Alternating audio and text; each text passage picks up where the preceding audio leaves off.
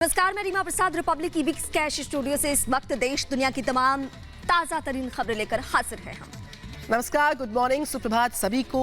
Republic Bharat आप देख रहे हैं। बड़ी खबर के साथ शुरुआत करेंगे। बड़ी खबर है जिस तरीके से अंतर्राष्ट्रीय साजिश हुई थी किसानों के मामलों को लेकर और जो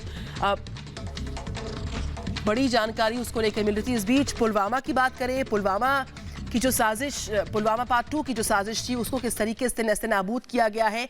गिरफ्त में 4 आतंकवादी आ चुके हैं। आईटी और बड़ी मात्रा में हथियारों की बरामदगी की भी जानकारी। जिस तरीके से एक बड़ी प्लानिंग थी, लेकिन जिस तरीके से इस पूरी साजिश को विफल किया गया, ये एक बड़ी कामयाबी रही निश्चित तौर पर।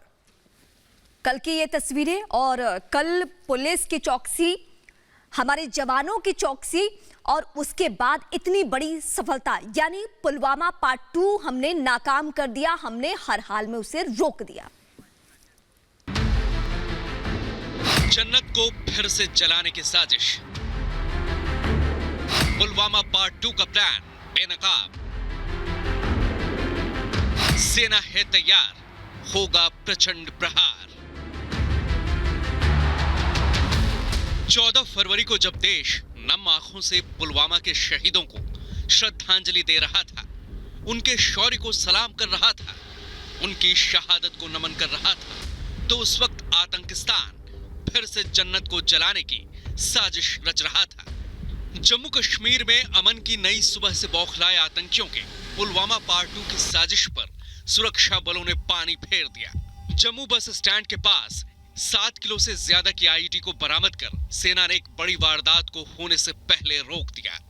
जम्मू कश्मीर पुलिस को बड़ी कामयाबी मिली है। 2 ऑपरेशन लॉन्च किए गए थे। ये आपको अगर गौरव दिखा पाएं तो ये आईडी और जो पिस्टल्स रिकवर हुई थी, आईडी को किस तरह से ट्रिगर किया जाना था, और ये पिस्टल्स हैं जो सांबा के रामगढ़ से रिकवर की गई हैं। ये पिस्टल, उसके साथ राउंड, और किस तरह से कोशिश थी पाकिस्तान की तरफ से जम्मू कश्मीर को दहलाने की। साथ में गोलियां जो हैं वो बरामद की गई हैं, मैगजीन्स यहाँ पे बरामद की गई हैं, और ये आईडी थी जिसको कि ट्रिगर किया जाना था। ये आईडी का पूरा स्ट्रक्चर किस तरह से इसको ट्रिगर किया जाना था, पूरा प्लान बन गया था, लेकिन समय रहते जो है विफल किया गया सुरक्षा बलों की तरफ से। जाहिर है कि आतंकियों का प्लान फिर से पुलवामा हमले को दोहराने का था, लेकिन इस बार सुरक्षा बलों ने उन्हें कोई मौका नहीं दिया। बरामद किए गए आईईडी पर लिखकर दिए गए थे पाकिस्तानी आकाओं से आतंकियों को हमले के निर्देश। अब जांच एजेंसियां ये पता लगाने में जुटी हैं कि आखिर किसने ये लिखकर आईईडी को अल बदर के आतंकी सुहेल को सौंपा था। पुलिस ने इस मामले में 4 आतंकियों को गिरफ्तार किया है। सुहेल बशीर को जम्मू से गिरफ्तार किया गया है। अख्तर शकील कश्मीर से गिरफ्तार किया गया है। आबिद नबी भी कश्मीर से गिरफ्तार किया गया। वहीं काजी वसीम चंडीगढ़ से गिरफ्तार किया गया है। इसके अलावा 7 किलो से ज्यादा विस्फोटक भी बरामद किया गया है।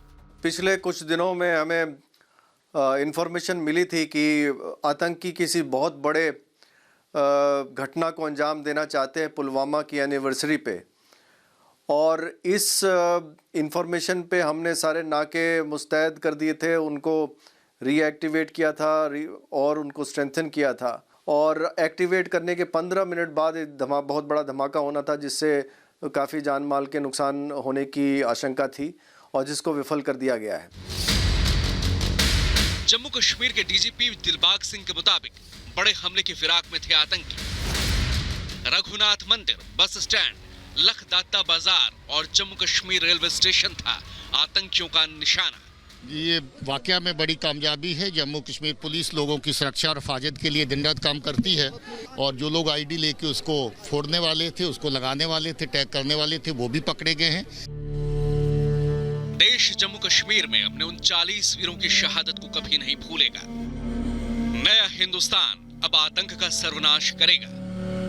ये बात आतंकिस्तान को अच्छी तरह समझ लेनी चाहिए। Bureau report, Republic Bharat.